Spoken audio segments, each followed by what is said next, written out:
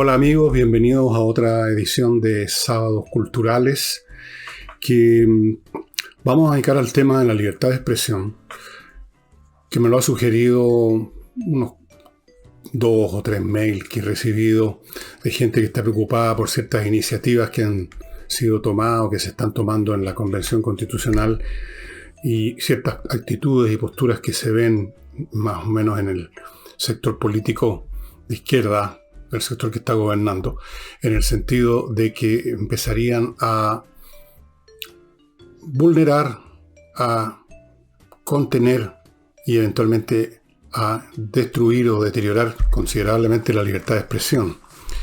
Y puede ser, puede no ser, de que hay grupos interesados no en lo que ellos dirían derechamente queremos limitar la libertad de expresión, pero sí en actos que implican eso. No me cabe duda que existen. Si van a tener éxito o no, está por verse. Pero en todo caso el tema vale la pena tocarlo y es lo que voy a hacer ahora. Primero empecemos haciendo algunas observaciones bastante elementales y básicas, pero bueno, siempre hacerlas para tener claro de qué se está hablando.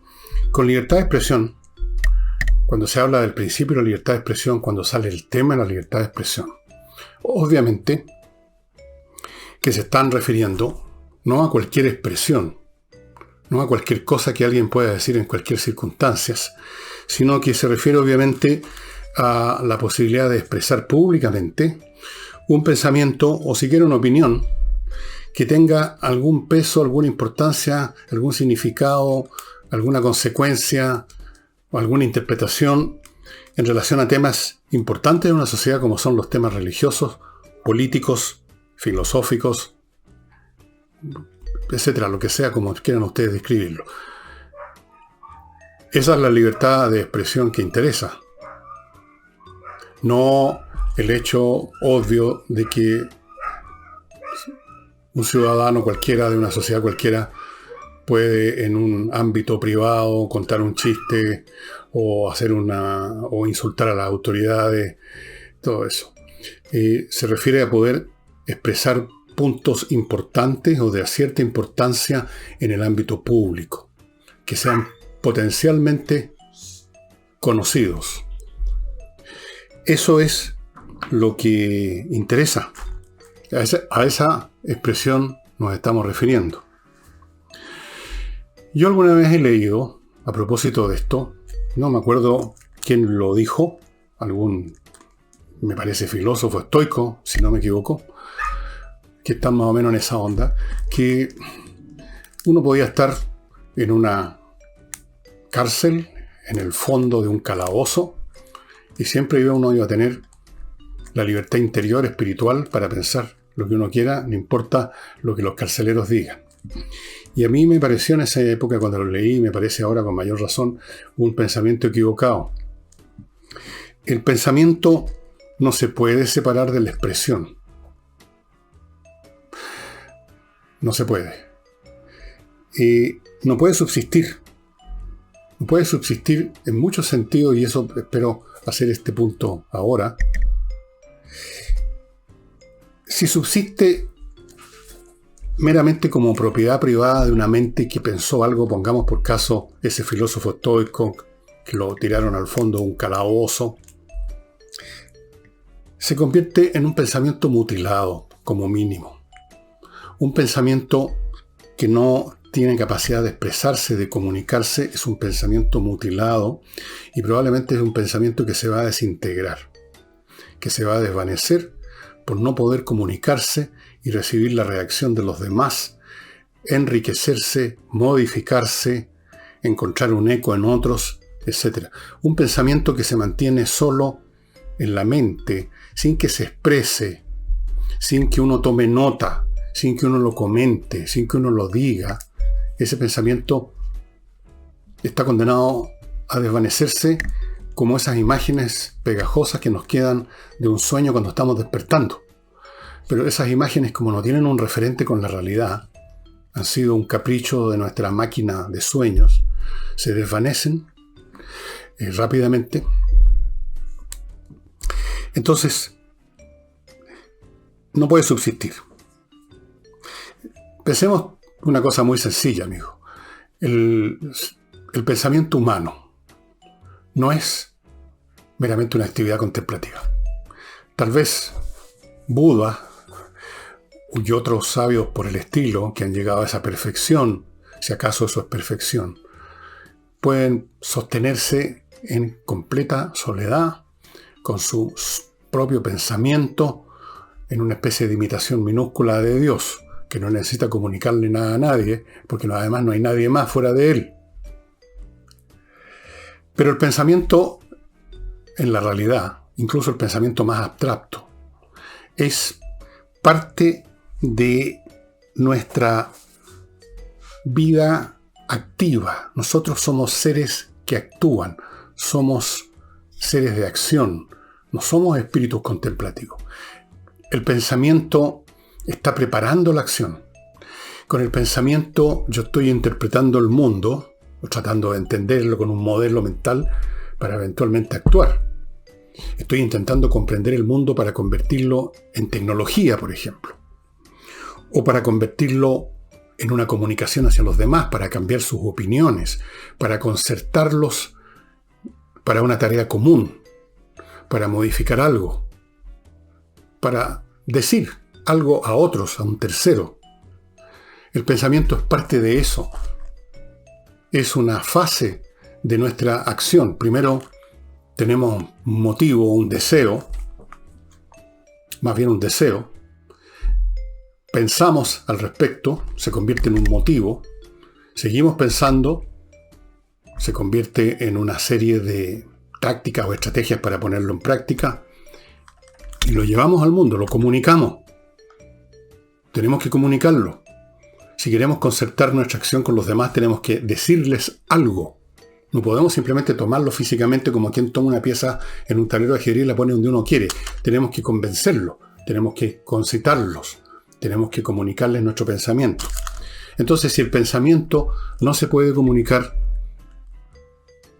si queda truncado de la acción, si no se puede, en otras palabras, expresar, que es la forma como el pensamiento se materializa, ese pensamiento, insisto, queda mutilado y eventualmente se desvanece, pierde consistencia y se disgrega, como nos ocurre a todos, por ejemplo, cuando tenemos una idea sobre cualquier cosa. Y si no la hemos comunicado a un papel siquiera para tomarle nota, y me ha pasado muchas veces y a usted también, llega un momento en que se nos olvidó o total o parcialmente, y decimos que era lo que estaba pensando, que era bastante completo sobre un punto, pero resulta que me dediqué a otra cosa, no tomé nota, no lo comuniqué a un papel, que es una manera de comunicarse con uno mismo en el fondo, y se me desvaneció. Se me desapareció totalmente. Antes de continuar con esto, estimados amigos, me van a permitir ustedes recordarles mi primer blog. Y parto con Oxinova, este producto creado en Estados Unidos por una farmacoquímica de allá, hace unos 15 años, que consiste en un polvito que está dentro de este sobre. Usted lo echa en un litro de agua y en 20 minutos, 30 minutos se convierte, no sé si se ve, yo creo que no se ve nada, en una colonia de bacterias. O sea, no se ve nada, las bacterias no están a la vista. Se convierte en una colonia de bacterias que se especializan en comerse las bacterias del mal olor, las bacterias que pululan en materias orgánicas en descomposición, de hecho que producen muchas veces la descomposición. Esto las destruye, por lo tanto se acaba el mal olor, simplemente. Así que si usted tiene una casa en un lugar del país donde no hay salida a las alcantarillas, usted tiene el baño, consiste, la letrina es una letrina, un pozo séptico, y ahí se va acumulando el excremento, y por lo tanto empieza a crecer el olor. Esta es la solución. Usted echa eso ahí y el olor va a desaparecer por muchos meses. Y cuando empieza a aparecer de nuevo, usted prepara lo mismo con otro sobre. En casas normales que sí tienen salida de alcantarilla también es súper útil, porque igual se junta material orgánico en algún rincón del complejo sistema de cañería de cualquier casa y empiezan los malos olores y uno no sabe por qué. Empiezan a salir malos olores, uno anda investigando, empieza a echar al water, le echa unos ácidos y unas cosas que lo único que hacen es romper las cañerías o deteriorarlas y no se obtiene ningún resultado. Con esto, sí, estimados amigos, las personas que tienen restaurante o cocinería o lo que sea donde se preparan alimentos, ojo, esto es fundamental, porque por muy cuidadosos que ustedes sean, se va juntando alimento al lavar los platos, aunque sean fragmentos de alimentos, se van juntando en las cañerías y empiezan los malos olores y un restaurante no se puede dar ese lujo. Oxinova, estimados amigos, Oxinova. Hay un descuento si compra al tiro 6 sobres. Póngase en contacto con Oxinova. Continúo con la base de administradores de edificios o de condominios. Base de administradores.cl es el sitio que les permite a ustedes, si están buscando un administrador, si usted, por ejemplo, es miembro del comité de administración de un edificio, un condominio, y necesitan contratar a un administrador, no tienen datos, de repente alguien les dice algo, saben de una persona, pero eso no es la manera de contratar a alguien. La base de administradores les ofrece un stock, por así decirlo, de cientos de miles de administradores que a lo largo de muchos años han cumplido o están cumpliendo servicios, tienen sus historias laborales, sus currículum, y usted ahí sí que puede escoger realmente con conocimiento de causa. Base de administradores.cl. Ahora, si su tema es una empresa comercial que hace servicios al público, por ejemplo, un pequeño negocio mediano, un centro de retail, un hotel no muy grande, un restaurante. Hay un software de origen europeo que es el mejor existente para que usted pueda manejar la gestión de esto de una manera perfecta e impecable. Se llama, la subsidiaria en Chile es ICG Chile, ustedes están viendo ahí. Es una subsidiaria, un brazo de una empresa europea que está en este rubro hace más de 30 años, lo cual en el campo de la informática es una súper garantía de calidad, porque la informática es una actividad donde las novedades son muy rápidas, donde los productos que quedan atrasados rápidamente salen del mercado. Ellos han seguido porque se han renovado, porque el producto es de gran calidad, y por eso están en Chile, señores, señoras, una gestión integral en todos los aspectos de, repito, hoteles pequeños o medianos, retail, restaurantes, con ICG Chile. Todos los aspectos, no solo la parte contable, no solo la parte física o lo de stock, todo con ICG Chile, estimados amigos. Y a propósito de hoteles no muy grandes, les recuerdo Mari, el hotel más espectacular en cuanto a calidad, no en cuanto a fachadas de edificio y una especie de almirante recibiendo en la puerta. No, este es un hotel que hasta no hace mucho recibía a gente tipo Brad Pitt de Hollywood, así bien piola, no mucha publicidad para que no le jodan la vida, y ahora está abierto al público chileno, tiene el mejor personal hotelero, son maestros de la atención, está en la región de Los Lagos, un sector precioso que es la comuna de Los Muermos. Todo está incluido en el precio que usted pague por las noches que esté ahí. Todo, incluso si usted se repite el plato, si usted quiere ir varias veces a la sala de masaje, porque tiene sala de masaje, no problem, no tiene que estar pensando, esto me va a sumar. Todo está incluido, estimados amigos. Este es un hotel donde realmente uno se escapa de la cotidianeidad, donde uno, como dicen, se relaja. Yo más que relajar, la pasa bomba, lo pasa chancho. Hotel Mari. Hotelmarimari.com es el sitio al cual ustedes tienen que entrar para contratar unas noches, una semana, aprovechando ahora que viene la temporada más baja. Muy conveniente. Hotelmarimari.com. Y no olviden que a principios de abril, no sé exactamente la fecha, pero en los primeros días de abril, se inician los cursos de ajedrez en espacioajedrez.com. Son 9 cursos para todos los niveles, y según me dice Pablo, yo ya se los he advertido varios días, está llegando mucha gente a tomar cursos y por lo tanto en cualquier momento algunos cursos van a empezar a cerrarse, si es que no está cerrado uno ya. Yo le sugiero que si usted quiere que su niño, su hijo, su sobrino, su nieto se forme mentalmente de una manera impecable y al mismo tiempo y simultáneamente esté eludiendo las distracciones baratas y pencas que seguramente le están instigando sus amiguitos, que ver monas en pelota, que las películas de balazo y todas esas cosas mediocres. Crea una mente superior en un niño inteligente con el ajedrez. Eso te lo digo que es así y va a ocurrir. Y para los adultos una buena manera de mantenerse en forma. Y además es muy entretenido. Los cursos son muy entretenidos. Pablo Tolosa es un tremendo profesor. Uno lo pasa bomba. Los cursos duran 4 meses, cuestan 20 lucas. Una sesión a la semana me parece que es. Y si son 2, bueno, averígüelo usted. Y eso pues, no se olvide que están terminando los cursos. O sea, se está terminando los cupos poco a poco. O sea, algunos cursos que ya tienen más de la mitad, y tal como está llegando gente todos los días, no creo que falten muchos días para que yo les diga, ya no hay 9 cursos, hay 5 nomás. Así que ya saben. Estábamos hablando entonces de que el pensamiento y la libertad de expresión no se pueden separar. No es cosa que yo pienso acá, tengo mi pensamiento y si quiero lo expreso o si puedo lo expreso. No, ambas cosas están conectadas. Si usted no expresa su pensamiento, primero el pensamiento se empieza a digregar, segundo no es capaz de enriquecerse con el pensamiento de los demás. El pensamiento es un proceso individual y al mismo tiempo colectivo. De hecho, lo que usted esté pensando ahora sobre cualquier tema está alimentado por lo que pensaron otros y que usted aprendió, estudió, leyó en algún lado. El pensamiento pasa por usted, pero es un fenómeno colectivo, es como la circulación de la moneda. Esa es la razón de ser del pensamiento.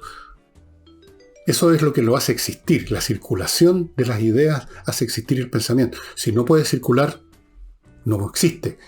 O existe en forma deficiente, embrionaria solamente, sin capacidad de crecer, sin capacidad de desarrollarse. Un pensamiento que no se puede contrastar con el pensamiento quizás opuesto de otros, o con el pensamiento más o menos parecido de otros, con los aportes de otros. Es un pensamiento anémico. De manera tal que la libertad de expresión es muy importante, tiene que ver básicamente con el desarrollo de una sociedad. Si ustedes examinan la historia humana, las sociedades más prósperas, más exitosas, que han desarrollado más la ciencia, las artes, la satisfacción de más gente, son sociedades donde ha habido libertad. Y desde luego libertad de expresión. Las sociedades en que no existe eso, todo avanza mucho más lento, mucho más despacio, y a veces no avanza en absoluto. Las vidas son miserables. Los tipos más inteligentes, que son los que tienen más ideas o que las elaboran más, viven un tormento, no se pueden comunicar o tienen dificultades para comunicarse con otro. Esas sociedades no avanzan, esas sociedades se estancan, se asfixian.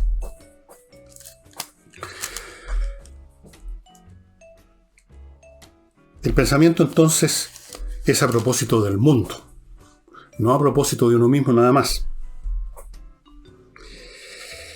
Entonces, la cuestión que viene ahora para preguntarse, que tengo acá, es: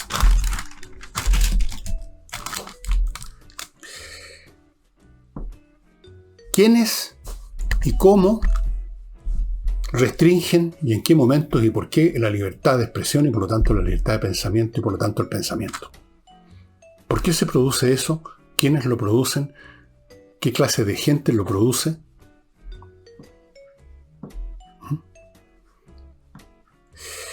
Hay varias variantes que en la historia uno observa de estos mundos donde no hay o muy poca libertad de expresión. Lo que importa, repito, que nos estamos refiriendo a cosas importantes. En toda sociedad hay, por último, porque no se puede controlar libertad para que la gente chacharee cualquier cosa. Estamos hablando de las cosas que no existen bien si no se desarrollan públicamente y tocan temas de algún peso mínimo, un peso mínimo siquiera. Ahí es donde entra a funcionar la restricción a la libertad de expresión. Bueno, hay varias opciones, digamos, o varios sabores de restricciones de la libertad de expresión. Sociedades donde hay monolíticas políticamente hablando, donde hay un déspota, un emperador, un zar, un rey, un primer ministro que no le responde a nadie, un presidente tipo Putin en Rusia y su círculo. Y esta gente restringe la libertad de expresión, el pensamiento, porque una posición como la de ellos, que no cuenta con el apoyo necesariamente de toda la población, que no ha sido elegidos por la población que están ahí, simplemente por una cuestión de facto, son frágiles. Si acaso el pensamiento libre, la libre expresión, empieza a producir, y necesariamente ocurre en esos casos, críticas que pueden ir, y que de hecho ocurre cuando ha ocurrido, cuando hay un poco de libertad de expresión y se empieza a filtrar el pensamiento libremente en una sociedad así, empieza a corroerse. Empiezan los seguidores más cercanos o mediatos del déspota empiezan a perder fe, empiezan a perder su integridad en términos de ser leales al jefe, empiezan a dudar, empiezan a vacilar. No habría otra manera de gobernar, no hay otro pensamiento que sea más adecuado que el del líder, no estará equivocado el líder, no la estará embarrando, como está pasando ahora en Rusia con Putin. Entonces, vean ustedes lo que está pasando ahora en Rusia con Putin. Han renunciado un montón de periodistas de los pocos medios más o menos que tenían algún espacio, porque no les han dejado ese espacio. Se han restringido la entrada, el funcionamiento de Facebook y otros mecanismos de expresión, de comunicación, digamos, porque esos regímenes son débiles ante el pensamiento, y por lo tanto ante la libertad de expresión. En esos regímenes, la represión de la libertad de expresión viene de arriba para abajo. El hombre cuenta con los recursos estatales, cuenta con una policía, cuenta con la justicia que la tiene en el bolsillo. De arriba para abajo viene la represión.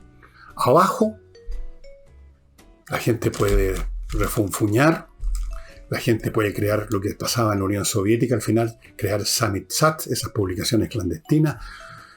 Hay en cierta forma una libertad en negativo. La libertad en el sentido de que al menos las personas en sus ámbitos privados, cuando no está a la oreja del funcionario público que pueda escuchar, entonces ahí se puede por lo menos pelar, se puede rumorear, se puede criticar sotto voce. Esa es una variante y es típica de los regímenes monolíticos, y especialmente si esos regímenes monolíticos tienen, cosa que no tiene Putin, pero sí tenían en la Unión Soviética, una doctrina oficial de la Iglesia que legitimaba todo eso, y por lo tanto eran más frágiles todavía. Porque si esa doctrina era deteriorada, trizada por un pensamiento distinto, la legitimidad misma del sistema se empezaba a deteriorar, y con eso las lealtades al jefe, etc. Un caso típico de sociedades para saltar de época donde la represión viene de arriba para abajo es la que refiere el gran historiador romano Tácito en sus libros Las historias y los anales, que se centran en el clima mental y de persecución que existía en la época de algunos emperadores especialmente despóticos, los Nerón, los Calígula, los Domiciano, que estaban atentos a escuchar denuncias. Había una verdadera profesión de denunciantes que si tenían éxito en que algún, por ejemplo, senador o miembro de la élite fuera condenado, ellos se quedaban con parte de las riquezas que les expropiaban a ese personaje, al cual obviamente ejecutaba el emperador. Normalmente eran ejecutados, a veces por el propio emperador con sus propias manos. Entonces venía de arriba hacia abajo. Y si ustedes están interesados en leer a Tácito, que es un historiador muy interesante, se van a encontrar con gran parte de sus análisis y de sus historias basado en contar el clima mental y psicológico que se vivía en Roma, cuando en cualquier momento alguien podía decir que uno había hecho un comentario en las termas, en el baño, en la calle, o estaba componiendo una obra que era contraria al déspota, al emperador, y hasta ahí llegaba la historia. El otro mecanismo represivo es el que estamos viviendo o estamos empezando a vivir en Chile y en otras partes, y es el que resulta de un movimiento masivo de opinión a caballo de un nuevo discurso políticamente correcto, de una nueva confesión de fe, digámoslo así. Ya no se trata de un déspota, sino que se trata de una masa que puede ser muy numerosa y que está en todas partes. No es solamente el que está arriba en el palacio, con su aparato policial, sino que puede ser el vecino. Puede ser el tipo con el cual estamos comprando el pan. Están en las calles, están en todas partes. Esos movimientos son muy terribles porque, como son masivos, están en todas partes, y por lo tanto esos espacios que tiene el ciudadano en un régimen despótico donde la represión viene de arriba, bajo esos espacios potenciales, dentro de la casa, qué sé yo, en la fiesta, un chiste en contra del jefe, todo eso ya no se hace posible porque cualquiera puede ser parte de ese movimiento. De hecho, muchos son parte de ese movimiento y están escudriñando celosamente cada palabra y cada conducta de los demás para ver si coinciden con el discurso políticamente correcto o son unos descreídos a los cuales hay que destruir de una manera o de otra.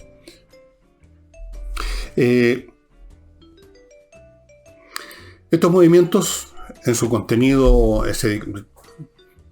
mental, ese discurso políticamente correcto, están caracterizados primero por un enorme simplismo, por eso que son masivos, porque son simples.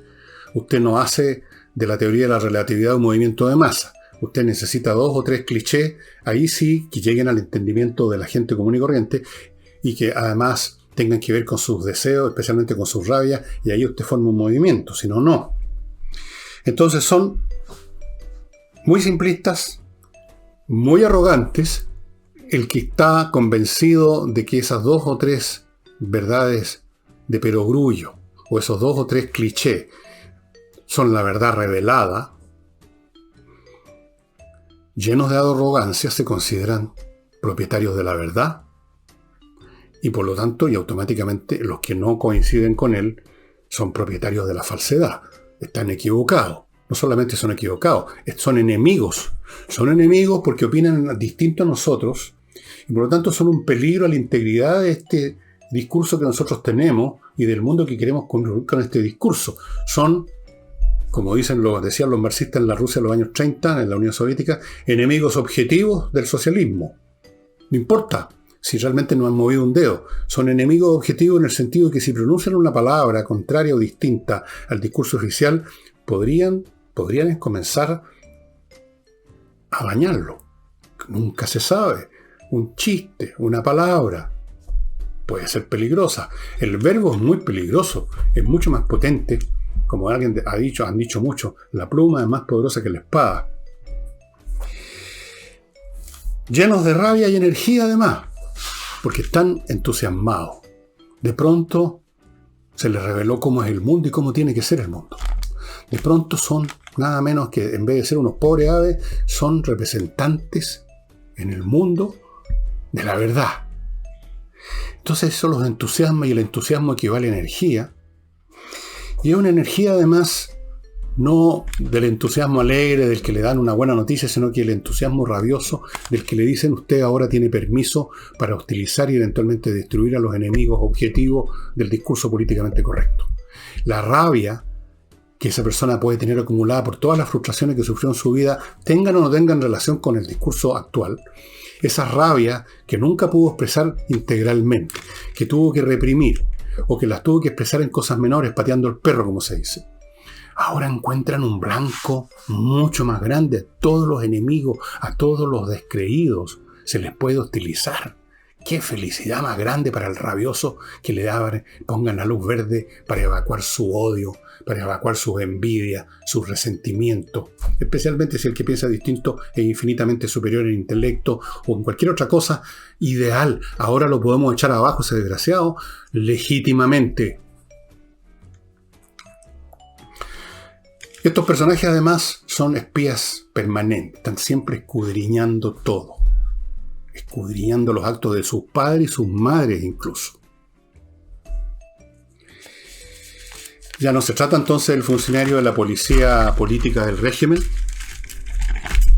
que tal vez va a cumplir su función o no, porque es un empleado, de repente se puede mirar por otro lado, está haciendo una pega. No, es un feligrés entusiasta que quiere colaborar y ser aplaudido por los jefes de la causa, y entonces anda con mucho celo, vigilando qué es lo que dijo fulano. ¿Fue una palabra que corresponde a los conceptos feministas de hoy en día, o a los conceptos progresistas, o a los conceptos religiosos, o al socialismo, digamos, qué sé yo, X, Y, Z, el bolivariano, por ejemplo? No, entonces un enemigo hay que denunciarlo, hay que reventarlo. Hay que echarlo en la pega, hay que acusarlo de acosador sexual, hay que decir que es un ladrón, que mató a alguien, que es un infeliz. Hay que reventarlo, echarlo de todas las pegas. que se vaya para la casa, hay que cancelarlo, como se dice ahora.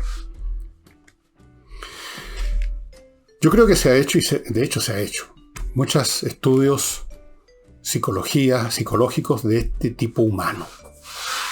Yo les he mostrado o les he hablado en distintos momentos de libros que tienen que ver con eso, como por ejemplo Sangre y Rabia, de este historiador galés, cuyo nombre no recuerdo en este momento. Sangre y Rabia está en castellano. Podría mostrarles otros. Les voy a mostrar otros, de hecho.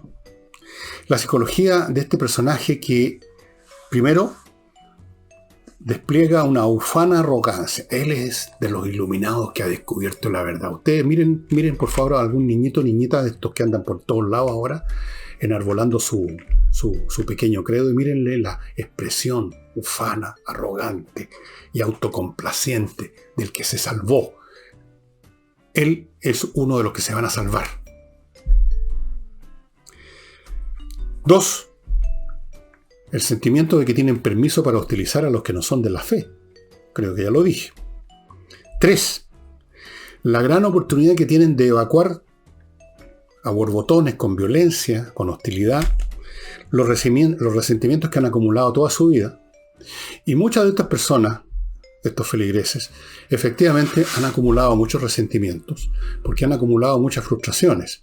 Y han acumulado muchas frustraciones porque son personas mediocres, que no les va bien, o les va más o menos, que no cumplen con sus ambiciones, que no les da el mate, no les da la energía, no les da la diligencia, no les da nada. Entonces son personas que tienen un largo catálogo de frustraciones, por lo tanto un largo catálogo de resentimientos, por lo tanto un enorme stock de rabias, y aquí les están dando la oportunidad de evacuarlas legítimamente contra el blanco de su elección.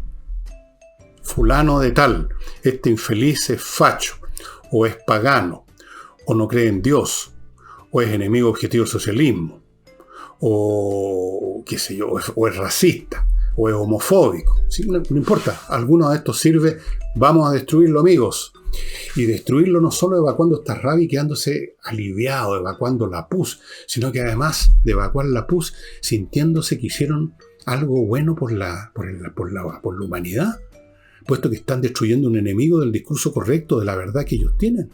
Piensen ustedes todos los beneficios que viene de esto. ¿Por qué creen ustedes que se suman tanto a estas cuestiones? Y por supuesto está el placer de la violencia en sí misma. Y esto tiene que ver ya incluso con resentimientos que van mucho más allá de la calidad de las vidas personales de cada cual, sino que tiene que ver con la condición humana. Tema que creo que hice alguna vez o lo haré en algún momento. La raíz humana, la frustración que incluso está presente en la alma de los tipos más brillantes o inteligentes, probablemente en la de Einstein también, o en la de Mozart. Siempre hay algo que está ahí, que genera un malestar, una malaise, como dicen los franchutes, una malaise que tiene que salir por alguna parte, y esa alguna parte muchas veces suele ser la violencia, que los que ven a ese tipo pacífico que solamente sacaba ecuaciones en el pizarrón, de repente pateando al perro, y dice, ¿qué le pasó a este fulano? ¿Quién sabe uno? ¿Qué sabe incluso el tipo en la pizarra? ¿Qué rabias, qué resentimientos, qué frustraciones acumuladas que no veía él mismo pudieron al fin salir con la violencia? Entonces, antes de continuar, estimados amigos, ustedes me van a permitir que me haga cargo de mi nuevo bloque y parto con un nuevo auspiciador al cual recibo de brazos abiertos. Por supuesto, muy agradable ver que nuevas empresas de cualquier tipo tienen confianza en nosotros, y creo que tienen razón porque nos ha ido muy bien con la publicidad. Esto es Yoga Chala, la escuela de yoga más antigua del país y la que tiene la mejor infraestructura. Estuve averiguando, es muy piola. Está muy bien ubicada a pasos del metro Tobalaba y el Golf. Fue fundada en 1996. Es un hombre formado en la India, este señor Ponce, y las clases que se ofrecen de yoga, algún día les voy a hablar del yoga porque yo no practico el yoga, pero algo parecido, y es muy importante. El yoga, ejercicios o clases de lunes a domingo desde las 7 de la mañana, para los que tempraneros, hasta las 9 de la noche, 25 clases a las semanas. Incluye ejercicios psicofísicos posturas, técnicas de respiración, relajación, meditación, yoga hormonal. El único centro en el mundo, no solo en Chile, en el mundo, que enseña este método. Todos los profesores han sido formados por este señor Gustavo Ponce, que se formó en la India por 50 años. No les voy a hablar de los beneficios del yoga porque ustedes los pueden ver en Google. Son montones, eliminan un montón de problemas, desde luego el estrés, el insomnio, la depresión, mejora un montón de cosas del cuerpo, en fin, un montón de beneficios. Y un beneficio que les digo yo en lo personal: concentra la mente. Concentra la mente. Incluso con los ejercicios más simples, concentra la mente. Yoga Chala, estimados amigos, a pasos del metro Tobalaba y el Golf. Yogachala.cl, ahí dan los detalles de la dirección exacta, los precios, los horarios, los cursos, etc. Yogachala.cl. Y ahora con un conocido de todos ustedes, vamos ahora al cochino pero exquisito dinero. Si usted quiere invertir en Estados Unidos y no sabe, no importa, entre a inviertanusa.cl, una empresa chilena norteamericana, y ahí lo van a llevar de la mano a Estados Unidos literalmente, no sin antes ofrecerle miles de franquicias para que usted escoja, si no sabe dónde invertir, en qué invertir, cientos de ofertas inmobiliarias en todo el territorio norteamericano. Le abren cuenta corriente en la banca norteamericana, le consiguen crédito en la banca norteamericana, lo ayudan a formar sociedades en Estados Unidos, lo asesoran y hasta le pueden conseguir una visa de residencia. Invierte en USA.cl. Y terminando este bloque, Ideal Service, estimados hermanos, que es una empresa que lleva a cabo por usted todas aquellas diligencias que usted no puede o no quiere hacer porque son o significan un movimiento en el espacio y el tiempo. Ir a buscar algo, ir a dejar algo, documentos, cosas, mercadería, una cosa que se perdió, algo que tiene que mandar. Personas individuales que se les quedó algo en algún lugar y no pueden o no quieren ir. Empresas que todos los días tienen que mandar cosas o ir a buscar documentos y no tienen personal para eso. Ideal Service y Service.cl está para eso. Tiene más de 3.000 muy satisfechos clientes. No hay diligencia, por pequeña que sea, que no puedan hacer por usted. Ideal Service, estimados amigos, yo que soy un flojo de mierda para salir de la casa, me carga. Ya a la primera que se me quede algo en alguna parte voy a llamar a Ideal Service. Cuando impera este segundo tipo de ataque a la libertad de expresión que inevitablemente se produce, poco a poco estos supuestos dueños de la verdad ya no toleran que existan expresiones de otras ideas y primero de poquito, luego con más fuerza, luego con más confianza y luego ya con insolencia incluso van destruyendo la libertad de expresión. En mundos como esos, todo empieza a parecer patas para arriba. Y ustedes yo creo que ya lo pueden empezar a observar en nuestro país. Todo aparece invertido. De pronto ustedes empiezan a escuchar afirmaciones sobre toda clase de temas que son de un completo y total absurdo y que sin embargo usted con pasmo ve no solo que las dijo un tipo recién salido o recién echado al manicomio, sino que una masa de gente que no solo además lo dice, sino que lo convierte en norma. Usted ve cómo ideas absurdas se empiezan a convertir en el estándar de medida y de conducta. Se empiezan a proponer ideas, en otras palabras, que a la luz de la inteligencia, el sentido común, son pura locura. Pero ¿qué pasa cuando la locura es compartida por muchos? Ya no parece locura. Ya no, ya. O sea, hemos visto, la historia conoce y hay millones de estudios psiquiátricos sobre lo que se llaman las ilusiones colectivas. Tengo un libro completo sobre eso. De pronto miles de personas están convencidas de que fulano de tal vio a la Virgen del Carmen aparecérsele en su casa. Y no solamente creen, sino que empiezan a verlo ellos y se empieza a formar un culto y por supuesto empiezan a haber algunos cobros monetarios, se convierte en un negocio, pero la gente cree. ¿Cómo se llegó a eso? ¿Cómo se llegó a una situación absurda? Se ha estudiado. Tengo un libro muy interesante, uno de estos días se lo voy a mostrar. Es decir, lo tengo en formato digital, pero les voy a dar el título y los detalles donde encontrarlo, donde hay un catálogo de grandes y estúpidas ideas que en un momento dado atrajeron e hipnotizaron a millones de personas. Es una especie de catálogo de la estupidez humana, en cierto sentido es eso, ¿no?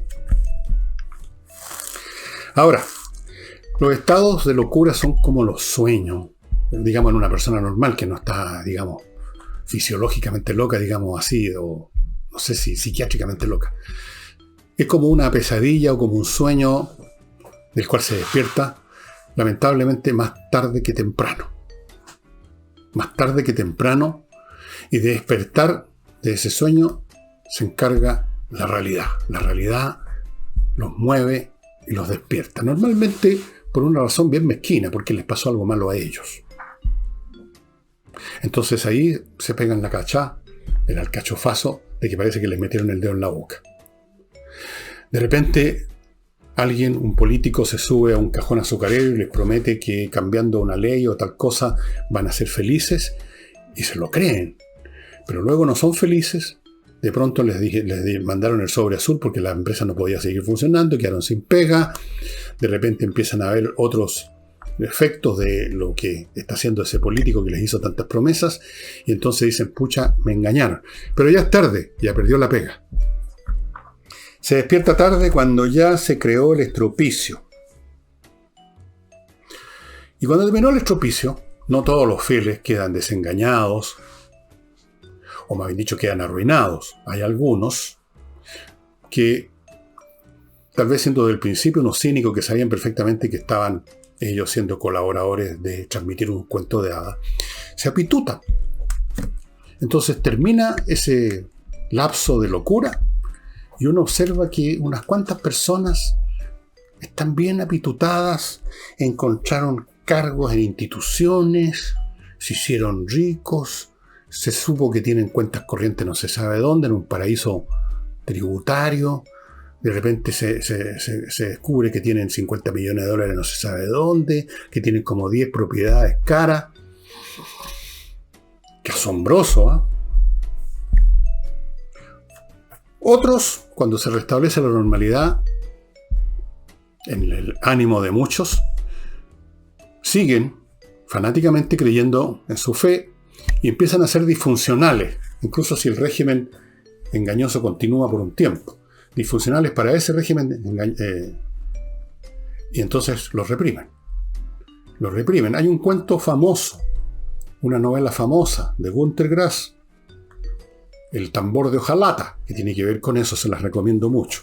El cabrito que dele con tamborear y decir, este caballero que está aquí en realidad es un ladrón, no es el gran personaje que está aparentando.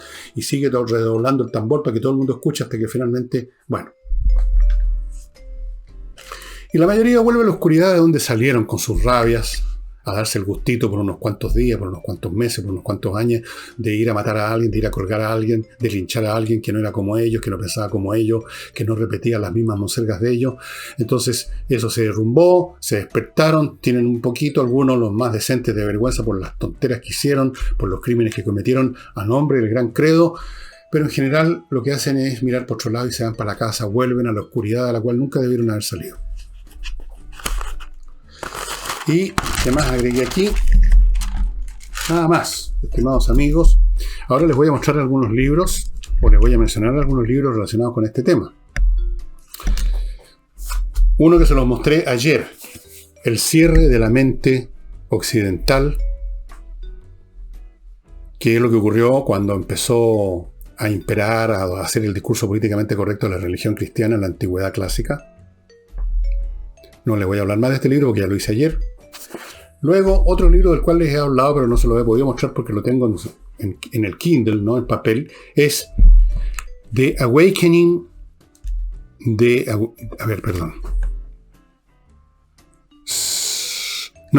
Darkening, no, a todo lo contrario. The Darkening Age, la época del oscurecimiento de Catherine Nixey, donde va haciendo un verdadero seguimiento por detalle de todas las destrucciones intelectuales, de arte, de filosofía que causaron las hordas de monjes fanáticos que también se creían propietarios de la verdad. Estos cristianos, digamos, elementales. Los monjes eran unos patipelados, básicamente, tipos que no habían querido trabajar, tipos que eran, digamos, lo que botó la ola en la sociedad, entonces se refugiaban en los monasterios donde iban a comer gratis. supuestamente buscando a Dios. Algunos quizás lo harían. Entonces, de repente, estos iban a la ciudad y dejaban la crema. Esa historia está contada en The Darkening Age, que está disponible en formato digital y creo que también en papel en Amazon. Catherine Nixey, Nixey, La Edad del Oscurecimiento. Después tenemos un libro bastante antiguo, que lo tengo también y por eso no se lo muestro en digital, creo que no está en papel, que se llama Historia, está en inglés, pero se lo voy a traducir, Historia de la Inquisición en la Edad Media. La Inquisición fue una mecánica institucional para destruir los que pensaban distinto, de Henry Charles Lea se escribe. Historia de la Inquisición, History of Inquisition in Middle Age, de Henry Charles Lea. Y ahora les muestro otro libro que también les he mostrado acá, de papel, hace pocos días de hecho. Otro. Aquí, este autor, que es un gran historiador francés, y este libro es un clásico, un libro muy curioso como lo escribió Michelet, metiéndose imaginativamente, literariamente, como un escritor de ficción, en la mente de aquellos que eran empujados por la desesperación y por los tiempos a supuestos tratos con el demonio, la brujería, o eran vistos como tales por los demás. Pero lo interesante es ver la mente de esos los demás, esos que en su miseria, en sus resentimientos, estoy hablando especialmente de los villanos, de los siervos de la tierra en la Edad Media, que eran tratados con la punta del pie, llenos, hambriados, humillados, pisoteados, y por lo tanto llenos de odio y de rabia. Contra el señor del castillo no podían expresar su rabia y su odio. Todo lo contrario, podía ser que hubiera una inversión psicológica, una especie como del síndrome de Estocolmo, y tuvieran respeto y amor por el señor del castillo. ¿Quién podía ser entonces el blanco de sus odios sino esa persona distinta? Quizás la mujer de un labrador que era más bella que el promedio, que tenía un poquito más de recursos, tenía una vaca más que el promedio. Entonces tenía que ser bruja. Tenía que haber hecho pacto con el diablo para que le fuera mejor, para que fuera más bonita. Entonces alguien, cualquiera, iniciaba la historia. Esta mujer es bruja. Esta mujer pactó con el diablo y ya inmediatamente con esa chispa se encendía el incendio del odio y se procedía a atacar, a torturar, a quemar viva a la bruja. Y les voy a advertir que aquí hay algunas estadísticas respecto a eso, que no las anoté separadamente, en cuanto a la cantidad de gente que fue asesinada de esa manera, incluso hasta bien avanzado los tiempos, siglo XVI, XVII, cuando uno diría que ya, qué sé yo. Estamos hablando de miles de personas, en algunos casos 400 o 500 supuestos brujos o brujas básicamente eran quemados al mismo tiempo. ¿Pueden ustedes imaginar eso? Una cosa dantesca, infernal.